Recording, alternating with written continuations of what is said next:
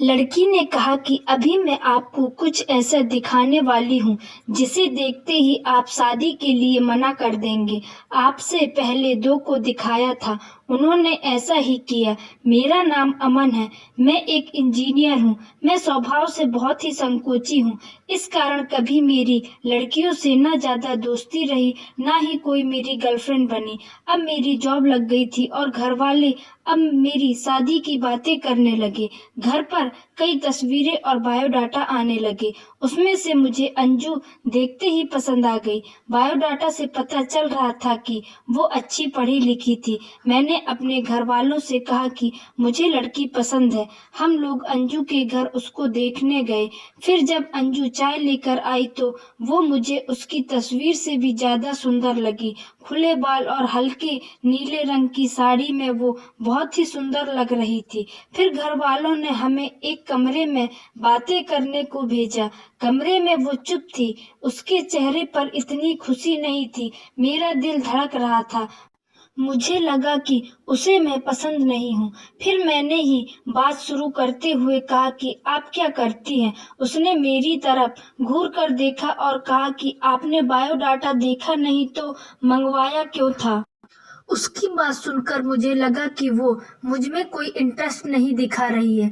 फिर मैंने उसे डायरेक्टली पूछ लिया कि आपको मैं पसंद नहीं हूँ। वो बोली, मेरी पसंद की बात नहीं है, आप खुद मुझे नापसंद कर देंगे, मुझे पता है। उसने कहा, अभी आपको ऐसा कुछ दिखाने वाली हूँ कि आप वो देखते ही आप शादी के लिए मना कर देंगे। आपसे पहले दो को दिखाया, उन्होंने भी देखते ही मना कर दिया। यह कहकर उसने अपने खुले बाल जो पीछे थे उनको आगे किया। इतने में ही कमरे के बाहर से आवाज आ गई और उसकी माँ कमरे में आ गई। शायद उन्हें भी पता था कि वो हर लड़के के साथ ऐसी ही बातें करती है और कुछ बताती है। उसकी मम्मी ने कहा, चलिए बाहर, सब आपका इंतजार कर रहे हैं।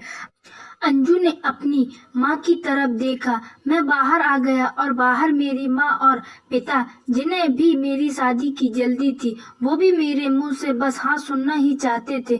मेरे आते ही मेरी माँ मुझे बाहर ले गई और पूछा कि क्या तुझे लड़की पसंद है।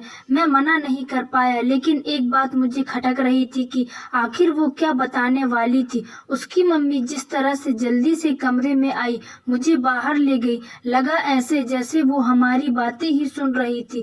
मैंने शादी के लिए हाँ कर दी। मेरे घर वालों ने उन्हें हाँ में जवाब दे दिया, लेकिन अब मैं एक दुविधा में था कि मैं क्या करूं।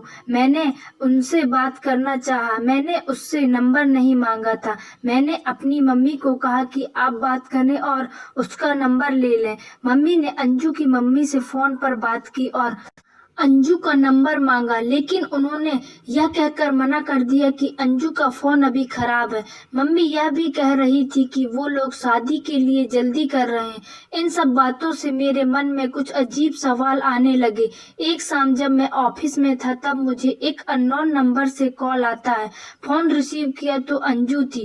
वो बोली कि मम्मी ने मेरा फोन ले लिया है, मैं कुछ बहाना करके अपनी फ्रेंड के रूम पर आई हूँ, उसी के नंबर से फोन कर रही हूँ। क्या तुम मुझे अभी मिल सकते हो? मुझे वैसे भी उससे मिलना था। अंजू के बताए एड्रेस पर मैं जल्दी से पहुंचा। वो उसकी फ्रेंड का रूम था।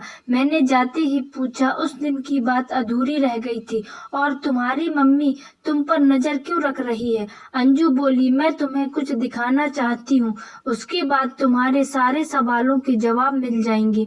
अंजू आज भी बाल खोलकर आई थी। वो पीछे मुड़ी और अपने खुले बालों को पीठ से आगे की ओर किया। तब मुझे पता चला कि वो क्या दिखाना चाहती थी। उसकी गर्दन पर एक टैटू था, संजय नाम का। अंजू बोली कि मैं एक लड़के से प्यार करती थी और हम दोनों शादी भी करना चाहते थे। मैंने उसी के नाम का टैटू करवाया था। यह बात मैंने अपने घर वालों को भी बताई थी और वो तैयार भी हो गए थे, लेकिन संजय ने मुझे धोखा किया। वो मेरे अलावा भी किसी और को डेट कर रहा था और वो लड़की पैसे वाली थी, इसीलिए उसने मुझे छोड़ दिया। तब से मुझे शादी और लड़कों से एक नफरत सी हो गई है। उस लड़के को मैंने बहुत प्यार किया, लेकिन उसने मुझे धोखा दिया। तुमसे पहले भी 2 लड़कों को मैंने टैटू दिखाया और उन्होंने सच जानकर शादी के लिए मना कर दिया। मम्मी इसीलिए मुझ पर नजर रख रही है कि मैं तुम्हें भी यही सच न बता दूं, लेकिन मैं लड़कों की तरह नहीं हूँ। मैं नई जिंदगी की शुरुआत सच के साथ करना चाहती हूँ। मैं सुनकर सोच में पड़ गया कि जिसको प्यार मिलता है उसे प्यार की कद्र नहीं होती। आखिर इतनी प्यार करने वाली लड़की को कोई कैसे धोखा दे सकता है। मैंने कहा कि मुझे तुम्हारे पास्ट से कोई मतलब नहीं है, लेकिन मैं चाहता हूँ कि मुझे भी तुम उतना ही प्यार करो जितना उस लड़के को करती थी। अंजू को यह उम्मीद नहीं थी। उसे लगा था मैं भी उससे शादी के लिए मना कर दूंगा। मेरी बात सुनकर उसके इतने दिनों के दबे आंसू बहने लगे। मेरी शादी अंजू से हो गई और मैं अपने आप को बहुत खुशकिस्मत मानता हूँ कि मुझे अंजू जैसी सच्ची और प्यार करने वाली लाइफ पार्टनर मिली है।